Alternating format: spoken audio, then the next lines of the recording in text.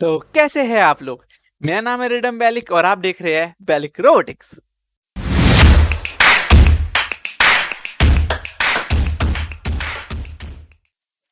तो आज हम जिस टॉपिक पे बात कर रहे हैं वो है आरएजी। आरएजी की फुल फॉर्म होती है रिट्रीवल ऑगमेंटेड जनरेशन।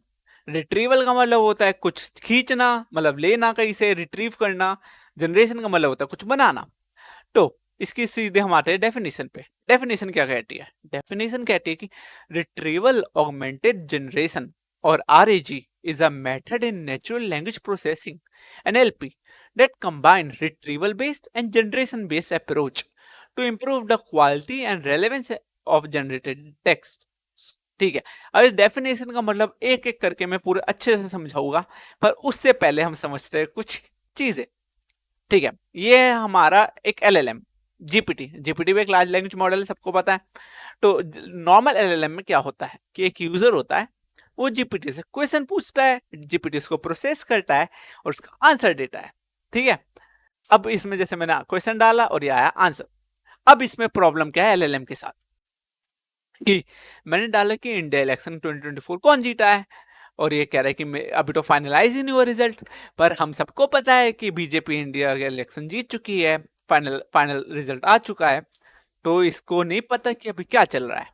दूसरी दिक्कत, मैंने डाला कि क्रेडल ओसीआर लिमिटेड कंपनी क्या है, तो इसको नहीं पता क्रेडल ओसीआर। इसने ओसीआर बता दे मुझे कि ओसीआर ये होता है, तो उस क्रेडल ओसीआर किसी ओसीआर की कंपनी होगी।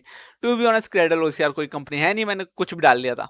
ठीक है, और क्या पता कि हो भी वर्ल्ड, और वर्ल्ड में 5-6 भी हो, तो इसको क्या पता कि हम किस क्रेडल को ओसीआर की बात कर रहे हैं, मतलब किस कॉन्टेक्स्ट में बात कर रहे हैं।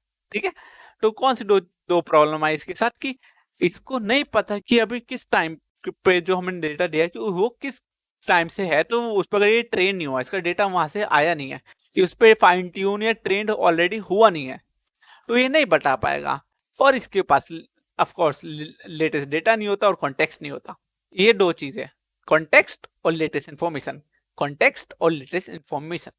ठीक है, अब क्या करते हैं, तो जैसे अगर हमें कुछ समझ में नहीं आता या कुछ आता नहीं है, तो टीचर क्या करती है, कान पकड़ देती है, चाटा मारती और कहती है जाके बुक्स से पढ़। तो हम भी एक एलएलएम को भाई जाके किताबें पढ़ ले, पर पता तो कर कि अभी क्या चल रहा है, न्यूज़पेपर पढ़, कुछ कर।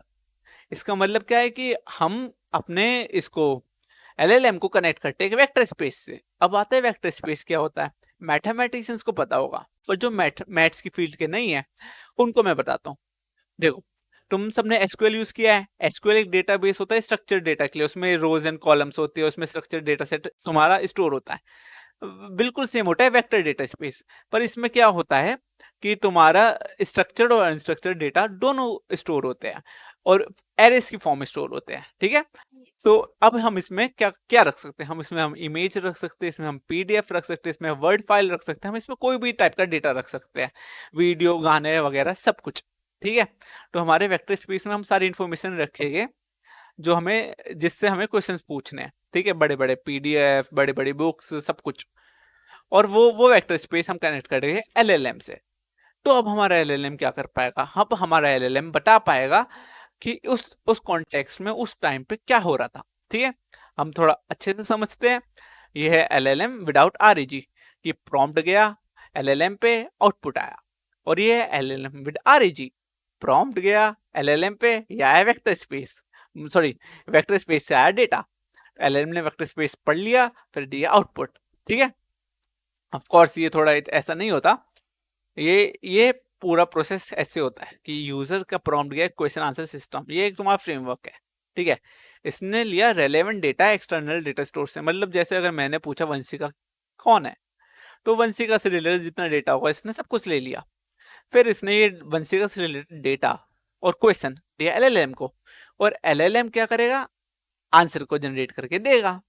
ठीक है, अब इसे थोड़ा अच्छे से देखते हैं, पूरे अच्छे आर्किटेक्चर मॉडल से। ठीक है, तो क्लाइंट ने क्वेश्चन दिया, बताओ वंशिका कौन है।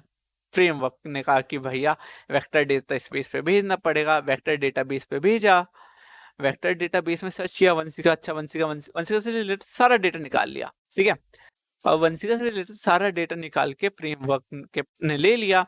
अब क्वेश्चन वंशिका कौन है और डेटाबेस का सारा डेटा एलएलएम को दिया, एलएलएम ने सोचा, काम करा जैसे काम करता है जीपीटी, और आंसर दे दिया फ्रेमवर्क को, और फ्रेमवर्क ने दे दिया रिस्पॉन्स क्लाइंट को कि सर जी ये रहा आपकी क्वेरी का आंसर। ठीक है, अब हम आते हैं सब कुछ सीखने के बाद डेफिनेशन का क्या मतलब था। ठीक है, तो retrieval augmented generation, आरएजी, is a method in natural language processing NLP that combine retrieval based and generation based approaches to improve the quality and relevance of generated text। मतलब RAG एक NLP का मेथड है जो combine करता है retrieval based और generation based approach. Retrieve क्या किया मैंने, वेक्टर डेटा स्पेस से इंफॉर्मेशन रिट्रीव करी। जनरेट क्या किया, एलएलएम ने मेरा आंसर जनरेट करा। रिट्रीव करा फिर जनरेट करा, रिट्रीव करा फिर जनरेट करा। तो retrieval based and generation based approach को मिला के हमने बनाया आरएजी।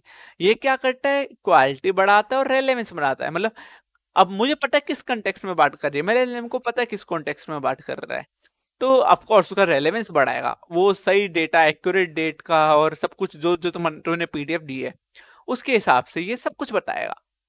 सो ऐसे हमने अपने आरएजी को अपडेट करा, मतलब अपडेट नहीं करा, मतलब अप टू डेट करा कि इसको अभी के बारे में सब पता है, क्योंकि जो हमने पीडीएफ दे दिया है उसके बारे में। तो आरएजी के बारे में यही है। और अगर तुम्हें इससे कुछ चाहिए तो लाइक जो नए एआई टूल्स बन रहे हैं जिसमें तुम्हें पीडीएफ देने होते हैं बुक्स के, और फिर तुम क्वेश्चन लिखते हो उस बुक से, वो आंसर दे देता है ढूंढ के। ये इसका एक एग्जाम्पल है आरएजी का। ठीक है, तो आज की वीडियो में बस इतना ही। मिलते हैं अगली वीडियो में, तब तक के लिए बाय बाय, सबका खैर, सत श्री अकाल, राम राम, बाय।